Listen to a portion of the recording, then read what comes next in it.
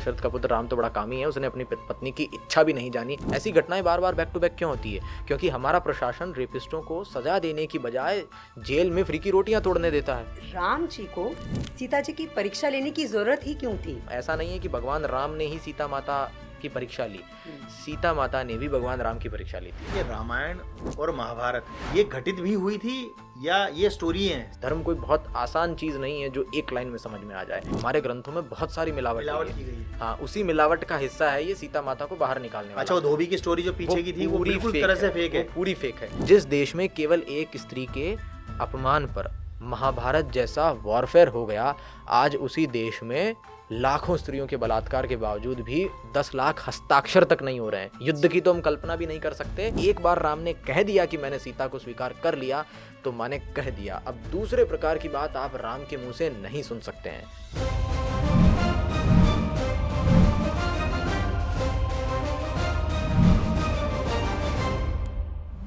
Withers के इस podcast में आपका स्वागत है और मैं हूं आपके साथ अनु वर्मा और मेरे साथ है मेरे को एंकर सचिन शर्मा जी।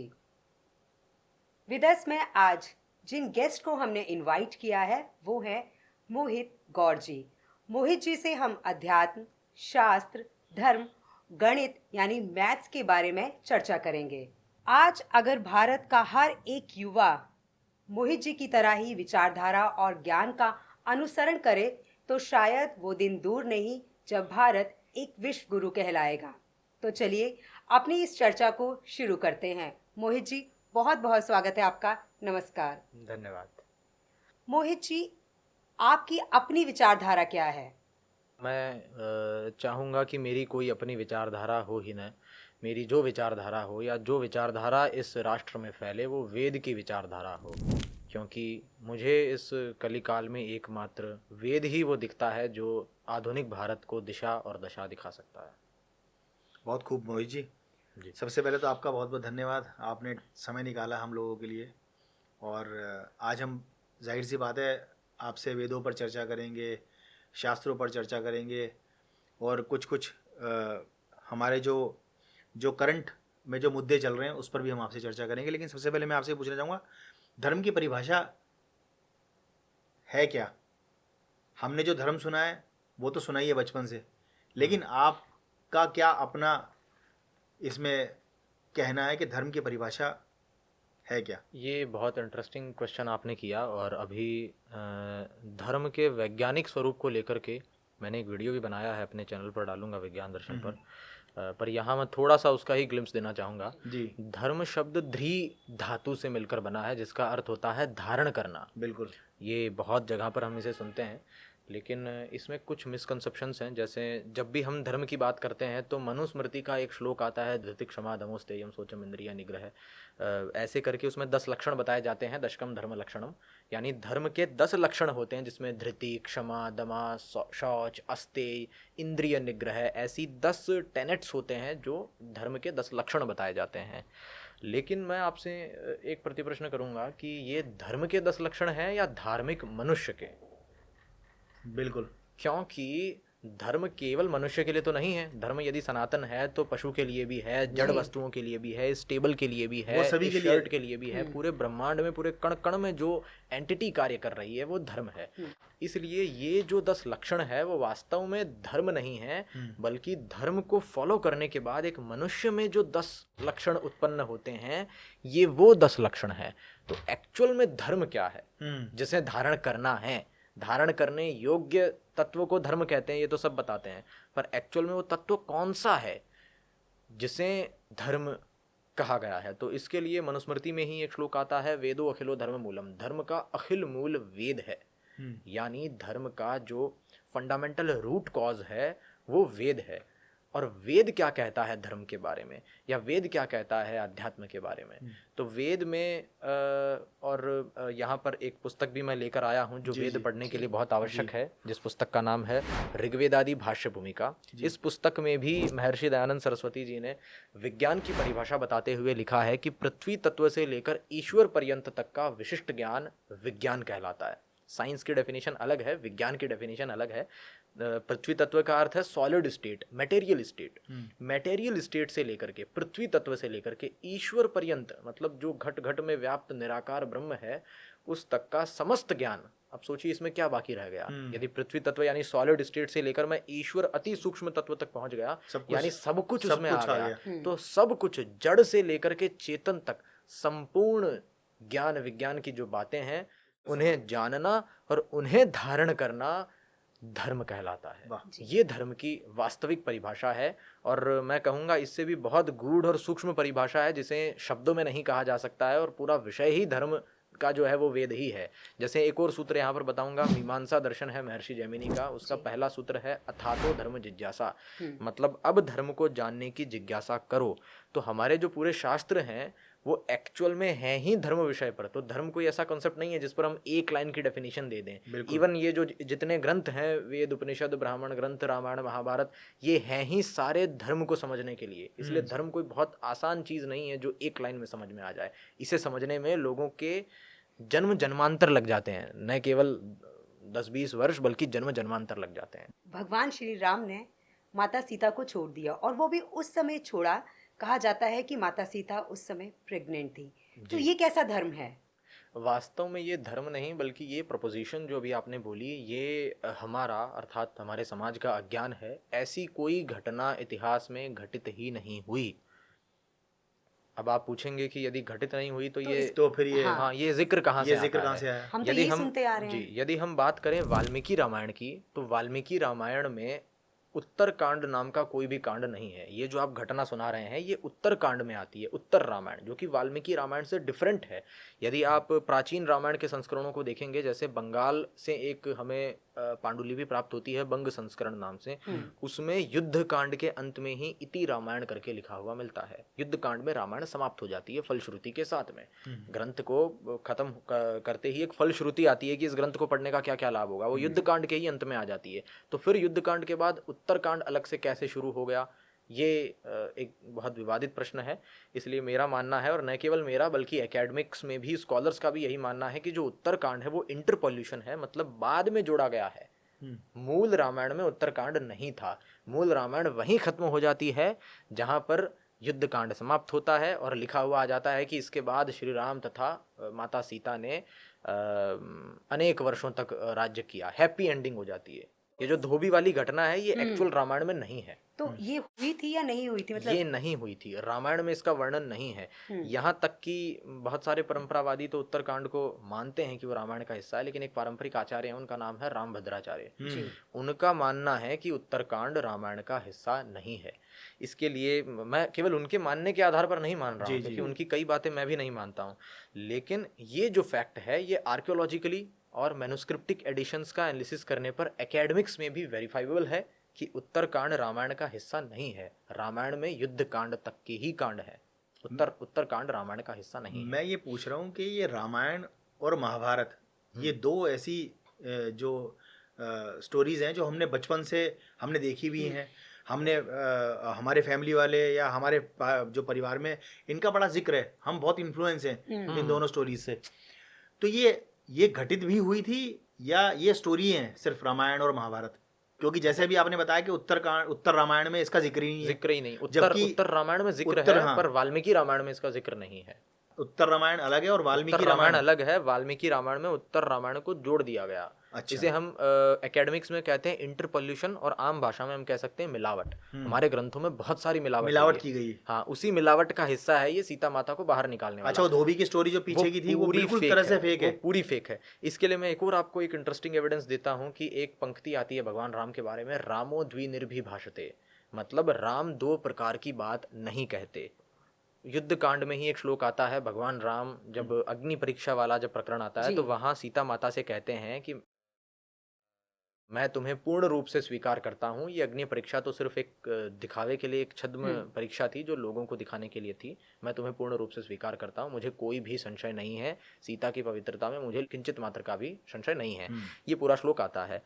अब मुझे ये नहीं समझ आया कि यदि वहां पर अग्नि परीक्षा के समय भगवान राम माता सीता को सबके समक्ष स्वीकार लेते हैं तो बाद में वो उसे कैसे अस्वीकार कर सकते हैं? क्या राम दो प्रकार की बात करते हैं? जो स्वयं वाल्मीकि कह रहे हैं कि रामो द्विनिर्भिभाषते, राम दो प्रकार की बात नहीं कहते। एक बार राम ने कह दिया कि मैंने सीता को स्वीकार कर लिया, तो माने कह दिया। अब दूसरे प्रकार की बात आप राम के मुंह से नहीं सुन सकते हैं।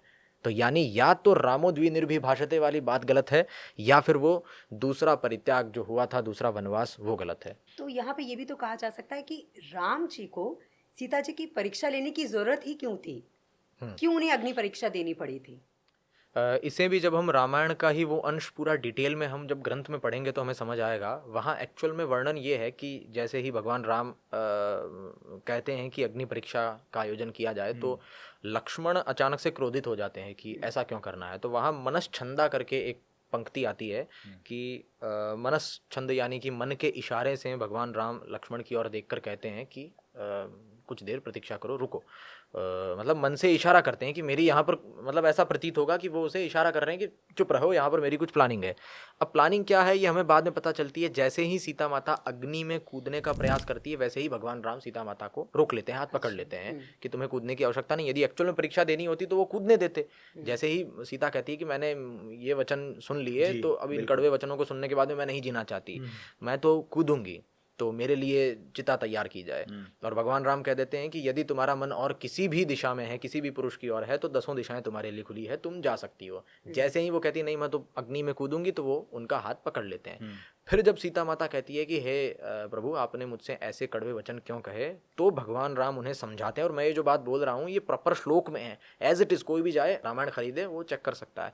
तो भगवान राम उन्हें समझाते हैं कि मुझे तो लेश मात्र भी संशय नहीं था तुम पर, और लोग प्रश्न न करें इसलिए मैंने ये स्वांग रचा, छद्म परीक्षा रची कि 10 दिशाओं में सीता जा सकती है, ताकि मैं लोगों को दिखा सकूं कि जब मैंने पूरी छूट दे दी उसके बावजूद भी सीता कहीं पर भी नहीं गई। यदि सीता के मन में कोई और होता तो सीता कहीं न कहीं किसी न किसी दिशा में चली जाती, ये दिखाने के लिए। क्योंकि यदि मैं सीधा तुम्हें स्वीकार कर लेता तो लोग ये कहते कि देखो दशरथ का पुत्र राम तो बड़ा कामी है। ये लिखा हुआ है श्लोक में कि दशरथ का पुत्र राम तो बड़ा कामी है, उसने अपनी पत्नी की इच्छा भी नहीं जानी कि इतने वर्ष अलग रहने के बाद वो किसी और पुरुष के पास जाना चाहती है या आप ही के पास जाना चाहती है, इच्छा भी नहीं जानी, इसलिए मैंने ये परीक्षा ली।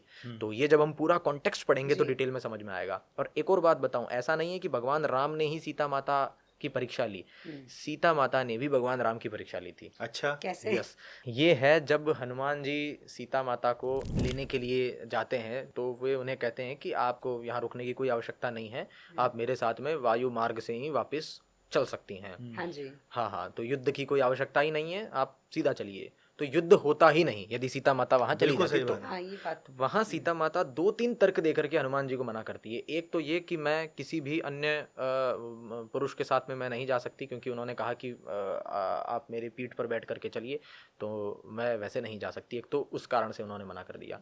दूसरा कारण वो देते हैं कि मैं ऐसा चाहती हूँ कि ऐसा न हो कि यदि मैं आ जाऊं तो लोग ये कहें कि राम में प्रताप नहीं था, वीरता नहीं थी, राम में साहस नहीं था कि वह अपनी पत्नी को छोड़ा, शक्ति नहीं थी।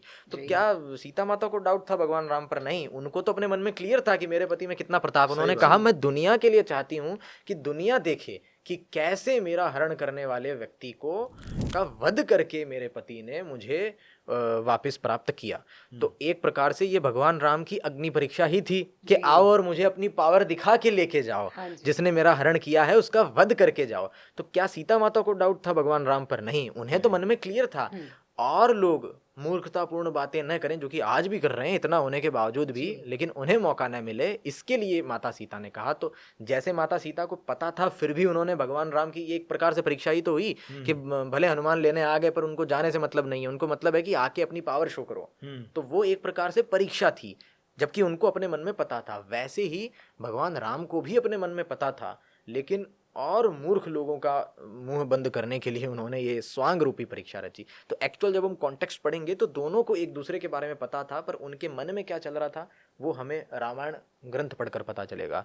हम जनरली और लोगों के वीडियोस देखते हैं या उनसे सुनते हैं तो हमें बहुत डाउट हो जाता है। जितना इंटरेस्टिंगली मैंने बताया है, इससे और इंटरेस्टिंग है जब आप खुद वाल्मीकि रामायण उठाकर पढ़ेंगे कि वहाँ एक्चुअल में कहानी क्या चल रही थी। तो कहने का मतलब ये है कि रामायण असली में घटित हुई। किसी भी घटना को या इतिहास को जांचने के लिए कि ये हिस्ट्री में हुआ है या नहीं हुआ है, 3 तरह के एविडेंस देखे जाते हैं।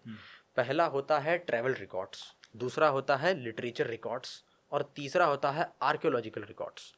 ट्रैवल रिकॉर्ड्स का मतलब है कि उस समय के यात्रा वृतांत, किस यात्री ने यदि कुछ बताया हो तो उसे हम ट्रैवल रिकॉर्ड्स कहते हैं। जैसे हम यदि मौर्य काल की बात करेंगे तो हम बात करते हैं कि मेगास्थनीज जो है वो इंडिया में आया था तो उसकी इंडिका में मिलती है, तो वो ट्रैवल रिकॉर्ड्स का एविडेंस है। दूसरा एविडेंस होता है लिटरेचर का, रिकॉर्ड की साहित्य में उस बारे में क्या क्या लिखा गया है। और तीसरा होता है आर्कियोलॉजिकल एविडेंस, मतलब कि खुदाई में हमें क्या क्या चीज़ें मिलती है। ये तीन तरीके से हम जांच सकते हैं कि ये हिस्ट्री है या माइथोलॉजी है।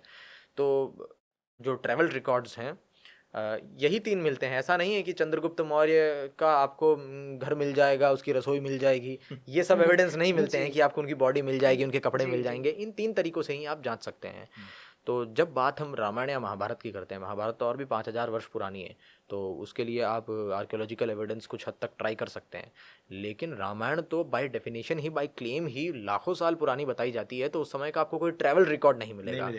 आर्कियोलॉजिकल एविडेंस भी उस समय का ढूंढना मूर्खता है, उससे सत्य असत्य कुछ नहीं पता चल सकता, क्योंकि जब बात लाखों साल पुरानी हो जाती है तो ऐसा नहीं है ना कि जिस जगह पर वो आर्कियोलॉजिकल एविडेंस या वो महल होंगे तो वो आज तक बने ही रहेंगे। कि भाई बहुत बाद में ऐसे पॉडकास्ट होंगे और लोग पूछेंगे तो इसलिए हम एक काम करते हैं, हम कोई मकान नहीं बनाते हैं। लोग तो अपनी जनरेशन बढ़ा रहे हैं, वो चीज़ें टूटती जाती है। हमारे भी यदि कोई गाँव में आज हम हवेलियाँ देखते हैं 100-150 साल से ज़्यादा नहीं चलती है, उन पर दूसरे मकान बन जाते हैं। तो ऐसे ही 10 लाख साल पुरानी अगर कोई स्टोरी होगी तो आज तक वो महल या वो मकान हमारे देखने के लिए सुरक्षित नहीं रखा जाएगा। तो ये बहुत हास्यास्पद बात होगी आर्कियोलॉजिकल एविडेंस देखना। तो अब सवाल ये आता है कि एक्चुअल में कौन से एविडेंस हमें देखने चाहिए जानने के लिए, क्योंकि लिटरेचर का एविडेंस तो मिलता ही है, साहित्य वाला। ट्रैवल रिकॉर्ड्स नहीं मिल सकता, आर्कियोलॉजिकल एविडेंस नहीं मिल सकता, और लिटरेचर एविडेंस मिलता ही है। उसी पर प्रश्न है कि ये साहित्य वाले को हम हिस्ट्री कैसे माने, ये किसी की माइथोलॉजी होगी। तो फिर यहाँ पे एंट्री होती है एस्ट्रोनॉमिकल रेफरेंसेस की, ज्योतिष के रेफरेंसेस। यानी उस ग्रंथ में पर्टिकुलर यदि डेटिंग्स के लिए पंचांग का इस्तेमाल हुआ है, ग्रह नक्षत्रों के बारे में बताया गया है, तो हम आज के मॉडर्न सॉफ्टवेयर्स का यूज़ करके चेक करें कि उस पुस्तक में जिन ग्रह नक्षत्रों का वर्णन है वो ग्रह नक्षत्र आसमान में कब घटित हुए थे। यदि वो घटना काल्पनिक होगी तो उससे कोई टाइम नहीं आएगा, क्योंकि यदि आज से 100, 150, 200 साल पहले यदि कोई व्यक्ति कल्पना रच रहा था रामायण के नाम पर, तो उसे क्या पता 10 लाख साल पहले आकाश में कौन से ग्रह नक्षत्र थे। आज तो चलिए सॉफ्टवेयर्स भी हैं, हम आज देख सकते हैं, लेकिन उस समय तो सॉफ्टवेयर थे नहीं। यदि जो लोग कहते हैं कल्पना है रामायण, वो भी ये तो मानते ही है ना कि ये कल्पना भी यदि है तो 500-600 साल पहले लिखी गई होगी। तो 500-600 साल पहले उन्हें कैसे पता चलेगा कि ये 10 लाख साल पहले या 5000 साल पहले ये ज्योतिष के रेफरेंस घट रहे थे। तो ये तो तभी हो सकता है जब किसी ने आंखों से देख करके बताया हो कि बुध की स्थिति ये थी, चंद्रमा की स्थिति ये थी, इस नक्षत्र की स्थिति ये थी। और रामायण में हर इवेंट की जो डेटिंग है वो ऐसे नहीं बताई कि 16 जनवरी 18 जनवरी, ऐसे नहीं बताइए। चाहे वो पंचवटी का समय हो, चाहे वो युद्ध का समय हो, चाहे वो भगवान राम के जन्म का समय हो, वो सबकी डेटिंग एस्ट्रोनॉमिकल रेफरेंस के द्वारा बताई गई है कि उस समय आसमान में किन ग्रह नक्षत्रों की क्या क्या स्थिति थी। तो उस स्थिति को जब हम सॉफ्टवेयर में डालते हैं तो पता चलता है कि एक्चुअल में वो ग्रह नक्षत्र आसमान में घटित हुए थे। अच्छा। इससे पता चलता है कि रामायण को लिखने वाला व्यक्ति रामायण के समय मौजूद था। भगवान राम का जब जन्म हुआ तो एक्चुअल में उस जन्म दिवस के दिन आसमान को निहार करके उस श्लोक का निर्माण हुआ कि ये ग्रह नक्षत्रों की स्थिति थी। यहाँ से जब हम इतना अध्ययन करते हैं तो हमें पता चलता है कि रामायण माइथोलॉजी नहीं है। इसलिए माइथोलॉजी कहना आसान है, पर एक्चुअल में जब हम एविडेंस को देखेंगे तो वो हिस्ट्री की ओर ही जाएगा। रामायण और महाभारत में ब्रह्मास्त्र विद्या की बात की गई है। अगर हम आज के युग की बात करें तो क्या आज के युग में ब्रह्मास्त्र विद्या है? आज के समय का ब्रह्मास्त्र तो मुझे लगता है इंफॉर्मेशन है जी। इंफॉर्मेशन का ज़माना है, इंटेलिजेंस का ज़माना है, तो आज का ब्रह्मास्त्र तो मुझे वो लगता है। लेकिन अगर हम रामायण महाभारत की बात करें तो उस समय जो ब्रह्मास्त्र होते थे या और भी जो दिव्यास्त्र होते थे वो धनुष से निकलने वाले आम तीर नहीं होते थे। उसका पूरा विज्ञान था, उसकी पूरी विद्या थी। इस पर जो रॉबर्ट जे ओपनहाइमर, जो फादर ऑफ एटॉमिक बॉम्ब कहे जाते हैं, जिन्होंने अभी के समय में जो एटॉमिक बॉम्ब आज के समय में जो हम देख रहे हैं परमाणु बम, उनको लेकर के डिस्कवरी में जिनका सबसे बड़ा नाम है वो है रॉबर्ट जे ओपनहाइमर। उनका कहना था कि महाभारत में और गीता में जो अस्त्र शस्त्र वर्णित हैं वो एक्चुअल में न्यूक्लियर वेपन टाइप के कुछ अस्त्र थे। और ये मेरा कहना नहीं है, रॉबर्ट जे ओपनहाइमर का कहना है। तो रामायण महाभारत में जिन अस्त्र शस्त्रों का वर्णन है उनकी बैकिंग जाती है धनुर्वेद में। धनुर्वेद ऐसे अस्त्रों का वर्णन करता है। लेकिन डेफिनेटली आज हमारे पास में उस तरह की टेक्निक नहीं है। वो किस टेक्निक का यूज़ करते थे या वो हथियार कैसे यूज़ होते थे, इसकी पूरी जानकारी आज हमारे पास नहीं है। रामायण का सबसे बेहतरीन एक किरदार आपको कौन सा लगता है?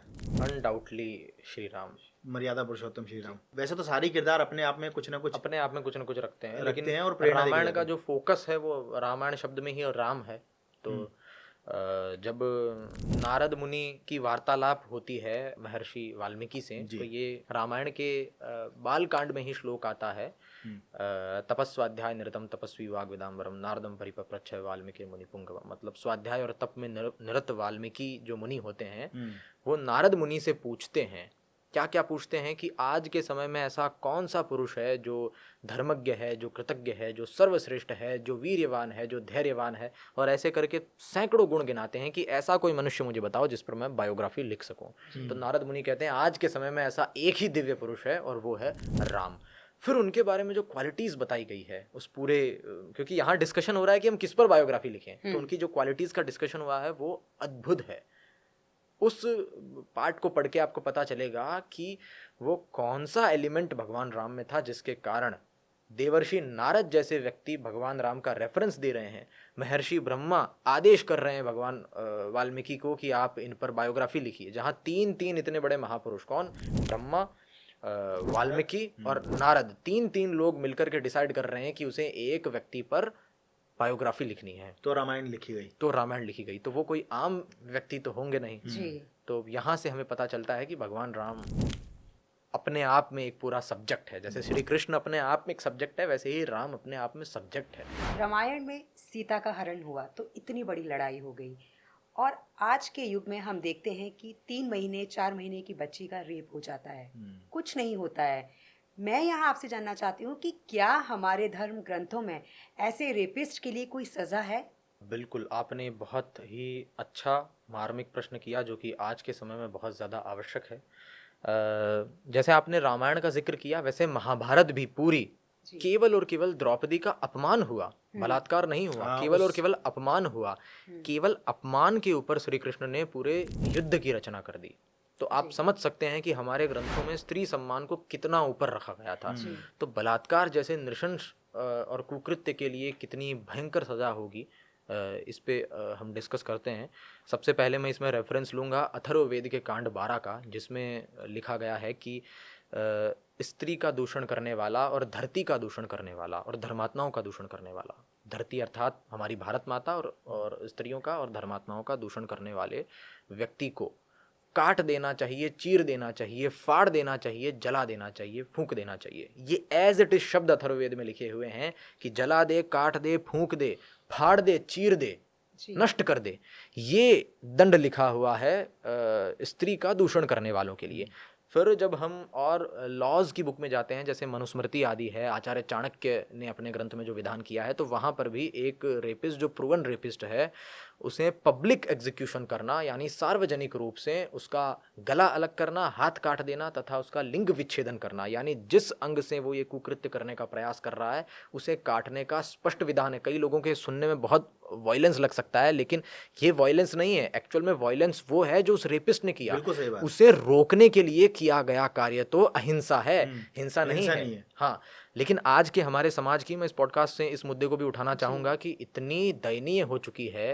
एक बहन है आर्यवीरा, उन्होंने एक पब्लिक पिटीशन डाली जिसमें ये सेम जो मनुस्मृति में और हमारे ग्रंथों में जो रेपिस्ट के लिए जो सज़ा लिखी गई है उसे एक पिटीशन के फॉर्मेट में डाल करके रिक्वेस्ट की भारतीयों से कि इसे हम कानून बनाएंगे, और सुप्रीम कोर्ट में भी वो PIL करने का उनका विचार है। वो सारी चीज़ें उन्होंने अपनी वीडियो में बताई है। तो उस पिटीशन में 10 लाख हस्ताक्षर की आवश्यकता थी, और अभी जब तक ये पॉडकास्ट शूट हो रहा है मात्र 30,000 हस्ताक्षर हुए हैं। जिस देश में केवल एक स्त्री के अपमान पर महाभारत जैसा वॉरफेयर हो गया, आज उसी देश में लाखों स्त्रियों के बलात्कार के बावजूद भी 10 लाख हस्ताक्षर तक नहीं हो रहे हैं। युद्ध की तो हम कल्पना भी नहीं कर सकते, जबकि मेरा मानना है 1 मिलियन हस्ताक्षर तो अब तक झट हो जाने चाहिए थे, क्योंकि हर व्यक्ति के घर में बहन है, बेटी है, माँ है, तो कौन ऐसे 10 लाख लोग हैं जो हस्ताक्षर नहीं कर रहे हैं। तो बहुत से लोगों की सोच मोहित जी ये भी है, वो कहते हैं कि हमारे बच्चे तो ऐसे नहीं है, हमारे बच्चों के साथ तो ऐसा कुछ नहीं होगा, क्योंकि जब तक आपके साथ खुद घटित नहीं होता है आप वो महसूस नहीं कर पाते हैं। ये भी बहुत ज़्यादा ज़रूरी है। मैं तो चाहूँगा जितने लोग इस पॉडकास्ट को सुन रहे हैं वो जाएं और इस पिटीशन को सर्च करें। आप आर्य वीरा यदि सर्च करेंगे तो उनका यूट्यूब चैनल आएगा, तो उनकी वीडियो में आपको डिस्क्रिप्शन में कहीं ना कहीं ये लिंक मिल जाएगा, तो उसे ज़्यादा से ज़्यादा साइन करें। क्योंकि जो घटना कोलकाता में हो सकती है, जो घटना बंगाल में हो सकती है, जो घटना बदायूं में हो सकती है, वो कभी भी हमारे साथ भी हो सकती है और आपके घर तक भी पहुँच सकती है। और जब वो घटना आपके घर तक पहुँच गई तो उस दिन के बाद आपके पास प्रायश्चित के अलावा और कुछ भी नहीं होगा, नहीं बचेगा। सही, बिल्कुल सही बात है। और भय बिन प्रीत न होई, ये रामचरितमानस में भी तुलसीदास जी ने कहा है। जब तक आप भय नहीं बनाएंगे तब तक कुछ नहीं होगा। ऐसी घटनाएं बार बार बैक टू बैक क्यों होती है? क्योंकि हमारा प्रशासन रेपिस्टों को सजा देने की बजाय जेल में फ्री की रोटियां तोड़ने देता है जी। तो जब तक ऐसी घटनाएं देश में होती रहेंगी कि उन्हें फ्री में आप राशन पानी तो दे इस रहे हैं, तरह जब तक के ऐसे गुनाह भी होते रहेंगे। एक पब्लिक एग्जीक्यूशन कर दीजिए, एक रेपिस्ट को पकड़ के आप उसे पब्लिक उसका एग्जीक्यूशन कर दीजिए। जब उसे आप फांसी भी देंगे और उसकी आंखें लटकी हुई बाहर दिखेगी ना, तो उससे जो दहशत फैलेगी अपराधियों में, वो दहशत रोकेगी ऐसे अपराधियों को। मैं अभी एक लॉयर थी, उनकी एक बात सुन रही थी। उन्होंने कहा कि जब मैं एक रेपिस्ट के खिलाफ जो है मैं केस लड़ रही थी, जिनकी लड़की का उन्होंने रेप किया था, तो जो जज है उन्होंने कहा कि गला तो नहीं काटा ना, जो बॉडी के पार्ट है उनको अलग तो नहीं किया ना, सिर्फ रेप किया है ना। तो ये सुनकर, क्योंकि हम खुद एक माँ है, तो ये सुनकर ही मतलब कितना अजीब लगता है कि आज जो हमारी न्याय प्रणाली है, जब वही इतनी कमज़ोर है तो फिर हर किसी को ये मौका मिल जाता है। तो उसको हमें किस तरह से मतलब स्ट्रॉन्ग कैसे करें, क्योंकि सब कुछ हमारे धर्म ग्रंथों में है। का फेलियर मुझे सबसे बड़ा लगता है। ऐसे भी केसेस हैं जहाँ पे एक छोटी बच्ची का रेप कर करके उसे मौत तक के घाट उतार दिया जाता है, वहां पर भी ये प्रशासन चुप ही रहता है। अभी भी जो कोलकाता का जो मर्डर किया है वो इतना ब्रूटल किया है, लड़की के पैर। यदि मैं बात करूं इस पर, तो उस लड़की की जो अभी तक की जो रिपोर्ट आई है, तो उन बहन का जो पेल्विक गर्डल है वो पूरी तरीके से टूट चुका है। पेल्विक गर्डल का मतलब होता है जब एक माँ बच्चे को जन्म देती है तो वो क्रिया हो पाए उस लिए शरीर में सबसे मजबूत हड्डी जो होती है वो पेल्विक गर्डल होती है, जिसे एक व्यक्ति चाह कर के भी नहीं तोड़ सकता। 2, 3, 4, 5 व्यक्ति भी आ जाएं तो नहीं टूटेंगे। कम से कम 10 से 15 दरिंदे जब तक उस कुकृत्य का भाग नहीं होंगे, जब तक वो पेल्विक गर्डल नहीं टूट सकती। और पोस्टमार्टम में पता चला कि न केवल उस स्त्री की पेल्विक गर्डल टूटी हुई थी, बल्कि उसकी बॉडी में से 15 से 20 लोगों का कम से कम सीमन मिला है, 250 ग्राम। सोचिए, इतना नृशंस कुकृत्य होने के बावजूद भी आज रेपिस्टों की ओर से और उस मरी हुई लड़की के विरोध में बहुत सारे वकील खड़े हैं। कपिल सिब्बल जैसे वकील हैं जिनका नाम पब्लिकली है। मुझे समझ नहीं आता कि इतना बड़ा अपराध होने के बाद भी उस लड़की के खिलाफ कोर्ट में केस लड़ा जा रहा है। स्त्रियों को क्या वेद पढ़ने का अधिकार है? बिल्कुल, स्त्रियों को वेद पढ़ने का अधिकार हमारे ग्रंथों में बहुत जगह पर है। आपस्तम धर्मसूत्र में है, आश्वालायन ग्रहसूत्र में है, और भी बहुत सारे ग्रंथों में इसका वर्णन मिलता है कि स्त्रियां वेद पढ़ सकती है। स्त्रियां मंत्र दृष्टा थी, और मंत्र दृष्टा कोई भी ऐसे ही नहीं बन जाता है बिना वेद पढ़े। यहाँ तक कि वेदों का पाठ करने और उच्चारण करने तक का वर्णन हमारे ग्रंथों में है। जैसे एक रेफरेंस दूंगा छोटा सा, यथेमा वाचम कल्याणी महावदनी जनेभ्य ब्रह्म राजनाभ्याम शूद्राय चारणाय च स्वाय। ये यजुर्वेद के 26वें अध्याय का दूसरा मंत्र है। इसमें बताया गया है, इसमें न केवल स्त्रियों वाला बल्कि कास्ट सिस्टम वाला प्रश्न भी हो जाएगा कि ब्राह्मण, क्षत्रिय, वैश्य और शूद्र, इन सभी वर्णों को तथा इनकी स्त्रियों को समान रूप से वेद वाणी का अधिकार है। ये स्पष्ट यजुर्वेद के 26वें अध्याय के दूसरे मंत्र में लिखा है। किस वर्ण के व्यक्ति को, जो कर्म के आधार पर है, उसे कितना पढ़ना है गुरुकुल में या उसकी योग्यता कितनी है, वो एक अलग विषय हो सकता है। लेकिन वेद जो ईश्वरीय वाणी है उस पर अधिकार चारों वर्णों का है। शूद्राय चारणाय च स्वाय, तो यहाँ जो स्वाय शब्द है ये परिचायक है उन चारों वर्णों के घर की स्त्रियों के लिए। तो ये क्लियर मेंशन है। मोहित जी, वेदों की बात कर रहे हैं। सचिन जी, मैं यहाँ ये ज़रूर जानना चाहूँगी कि अगर बच्चे को शुरुआत से ही ये जो हमारे ग्रंथ हैं, हमारे ये जो वेद हैं, इन्हें पढ़ाया जाए, तो ये जो क्राइम हो रहा है ना, चाहे वो रेपिस्ट का है या जो भी क्राइम हमारे इस भारत में हो रहे हैं, अगर वेद पढ़ाए जाए तो क्या उनमें कमी आ सकती है? बिल्कुल कमी आ सकती है, क्योंकि अज्ञान और अबोध ही वो चीज़ है जिसके कारण समाज में ऐसे अपराध फैलते हैं। अब फॉर एग्जांपल, जैसे मेरी एज 20 ईयर्स ओल्ड है, मैंने बचपन से वेद नहीं पढ़े, लेकिन हमारे घर में माहौल ये था, और मैं गुरुकुलों से भी अभी कनेक्टेड हूँ, साइंटिफिक कम्युनिटी से भी मैं कनेक्टेड हूँ। अभी हम आगे रिसर्च की भी बात करेंगे तो उसमें वो सब सारी चीज़ें आएगी। तो मेरी जो भी विचारधारा है उसके फॉर्मेशन के पीछे न केवल मेरी फैमिली और मेरा कल्चर है, बल्कि वेद और ग्रंथ, इन सब चीज़ों का बहुत बड़ा हाथ है। इंडिविजुअली एज ए सोल मेरी कुछ अपने कार्मिक इम्प्रिंट्स होंगे, लेकिन मैं जो बातें बोल रहा हूँ उसके पीछे विचार है, और विचार के पीछे वो पुस्तकें हैं, आइडियोलॉजी है, आइडियोलॉजी के पीछे बुक्स है, बुक्स के पीछे ट्रेडिशन है। तो जब तक आप ट्रेडिशन में चेंज नहीं करेंगे, जब तक आप कल्चर में चेंज नहीं करेंगे, जब तक चीज़ें नहीं बदलेगी, चाहे आप हो चाहे मैं हो, हम व्यक्तिगत तौर पर हमारी कोई हस्ती नहीं है। जो हम पढ़ते हैं, जो हम जानते हैं, वही हम बन जाते हैं। तो आपने बिल्कुल सही कहा, यदि बचपन से ही छोटे बच्चों को और बालकों को वेद, उपनिषद, दर्शन, व्याकरण, इस तरह के सात्विक विषय पढ़ाए जाएंगे, साथ में मॉडर्न साइंस भी पढ़ाई जाए, वैदिक विज्ञान भी पढ़ाया जाए, तो ऑटोमेटिक उस व्यक्ति का जो साइकोलॉजी डेवलप होगा ड्यूरिंग हिज टीनेज, वो एकदम अलग होगा जो मॉल्स में घूमने से, जो नेटफ्लिक्स देखने से बर्बाद हुआ है। तो हम कई बार कहते हैं अरे ये बच्चा तो बड़ा ख़राब है, ये बिगड़ा हुआ है।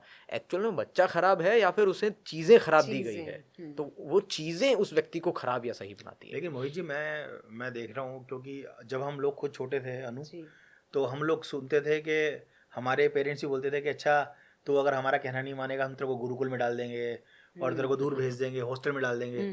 लेकिन वो बहुत अच्छा दौर था, टीचर्स का सम्मान था, गुरुओं का सम्मान था।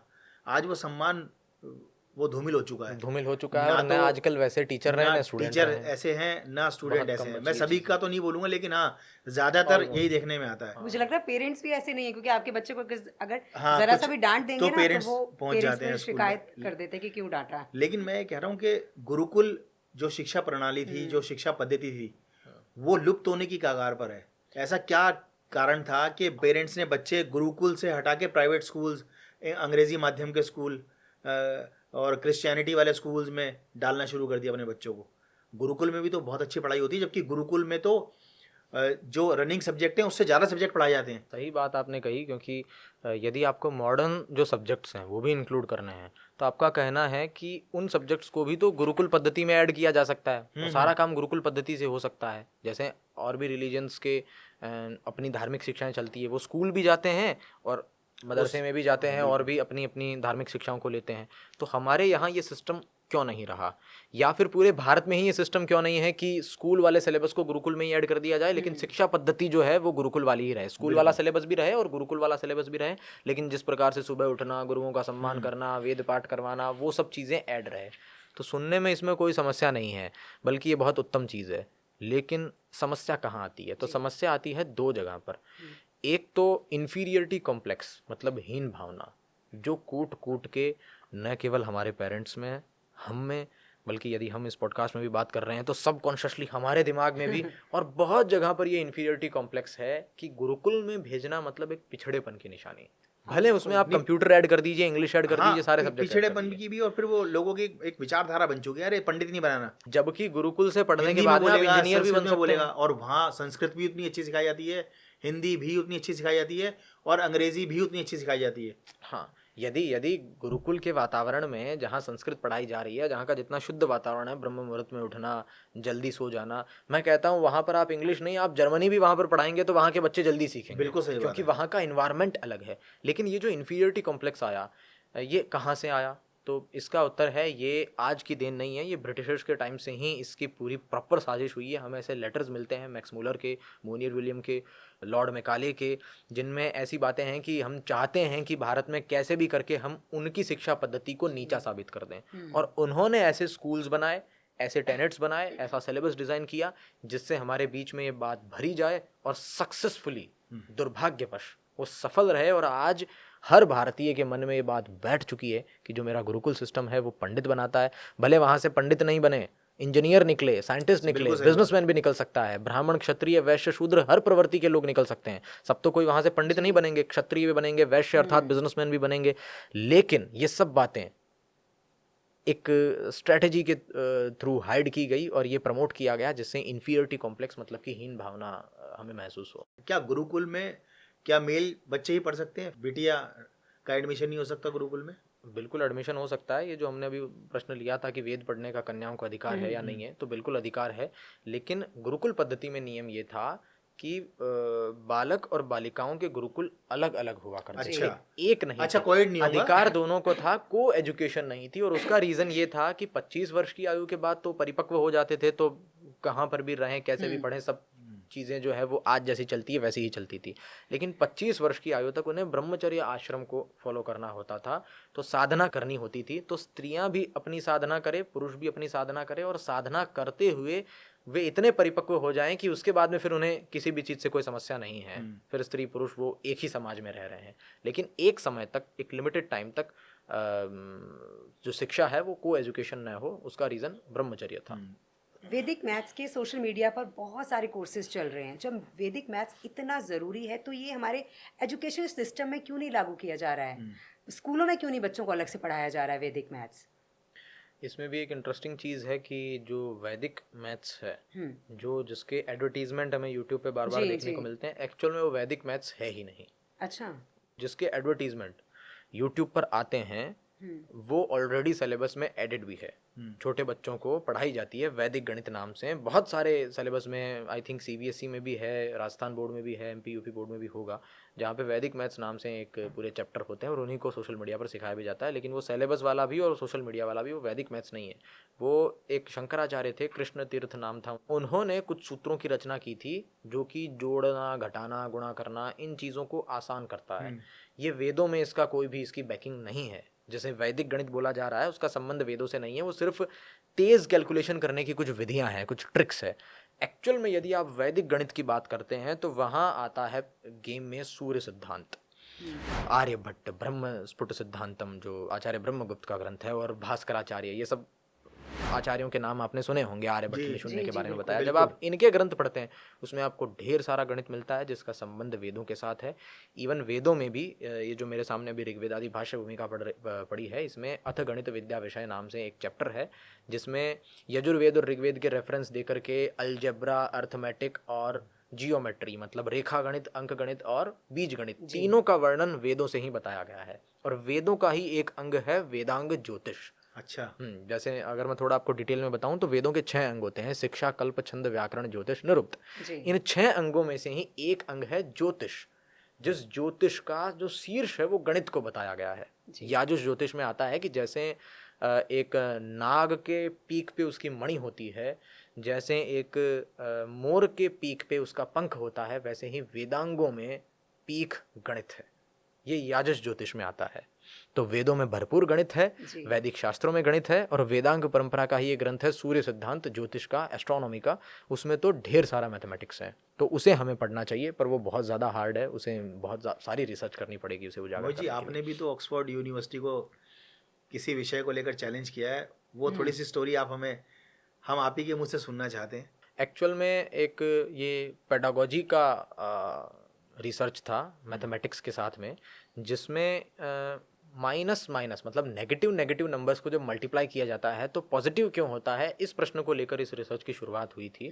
तो ऑक्सफोर्ड और कैम्ब्रिज मल्टीप्लिकेशन की, गुणा की जो परिभाषा देता है, उसे हमने चैलेंज किया और न्यू डेफिनेशन फॉर्म की, जिसका बेस भले वो रिसर्च पेपर आज के समय की ऐसी विधियां हैं कि पीयर रिव्यूड होगा तो वहाँ पे मेरा नाम आएगा कि उस डेफिनेशन को मैंने बनाया है, पर मैंने क्लियर मेंशन किया है कि उस डेफिनेशन को मैंने वैदिक शास्त्रों से लिया है।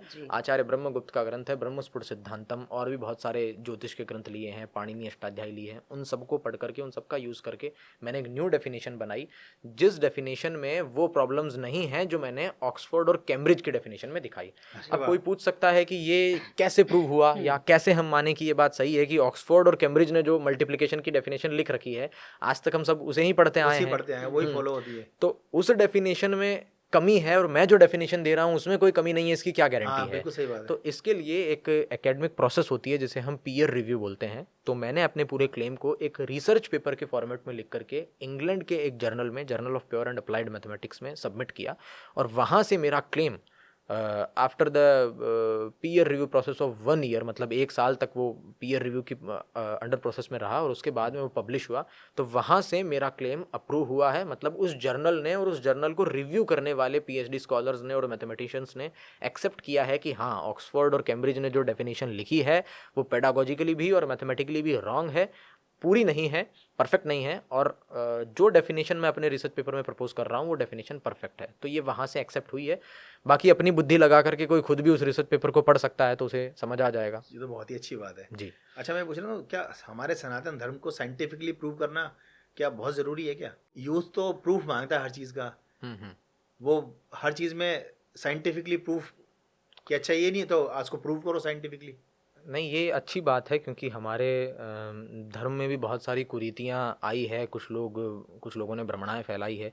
जो हमारे ऋषियों का धर्म था वो तो बिल्कुल परफेक्ट था, लेकिन बीच में मुगल काल में और ब्रिटिश काल में इतने सारा फर्जीवाड़ा हुआ है, जैसे बलि प्रथा बहुत चरम पर हो गई, जातिवाद बहुत चरम पर हो गया, और इसके अलावा बहुत सारे फर्जी ग्रंथ रचे गए हैं। जैसे एक भविष्य पुराण नाम से एक ग्रंथ है जिसका आपने बहुत बार नाम सुना होगा।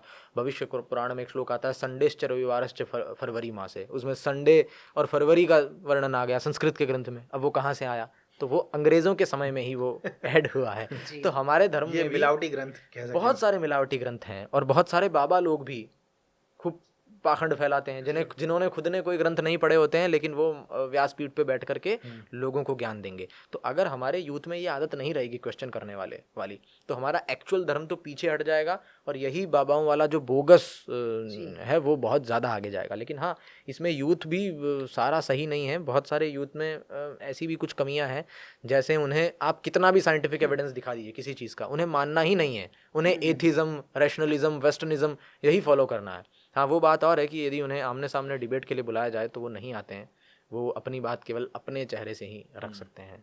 मोहित जी, बहुत बहुत शुक्रिया आपका, नमस्कार। तो आज हमने मोहित जी से धर्म, अध्यात्म, शास्त्र और गणित, इन सब के बारे में संपूर्ण जानकारी ली, और वो बातें उनसे हमने जानने की कोशिश की जो शायद हमें मालूम भी नहीं थी। हम जो टीवी पर देखते हैं या फिर जो हमने अपने बड़ों से सुना है, हम शायद उसे ही सत्य मान लेते हैं, लेकिन आज मोहित जी ने हमें बहुत कुछ बताया है अपने इस ज्ञान के भंडार से। आज की जो हमारी युवा पीढ़ी है, मैं उन्हें सिर्फ यही कहना चाहूँगी कि आप भी इन वेदों को पढ़िए, क्योंकि इन वेदों को पढ़ना बहुत ज़्यादा ज़रूरी है अगर हम सब ये चाहते हैं कि हमारा ये जो भारत है ये एक विश्व गुरु बने। अगर आप हमारे इस विदस में आना चाहते हैं, अगर आप ये देखते हैं कि आपके आसपास कोई एक ऐसा व्यक्ति है जो एक बहुत अच्छा काम कर रहा है, तो आप हमें डीएम करें, हम उन्हें अपने इस पॉडकास्ट में ज़रूर इनवाइट करेंगे। आपने ये जो पॉडकास्ट देखा, ये हो रहा था स्टूडियो कोहाट में। अगर आप भी इस तरह का पॉडकास्ट करवाना चाहते हैं तो स्क्रीन पर जो नंबर आ रहे हैं, आप वहाँ पर कॉल कर सकते हैं। बहुत बहुत शुक्रिया हमारे साथ जुड़ने के लिए। नमस्कार।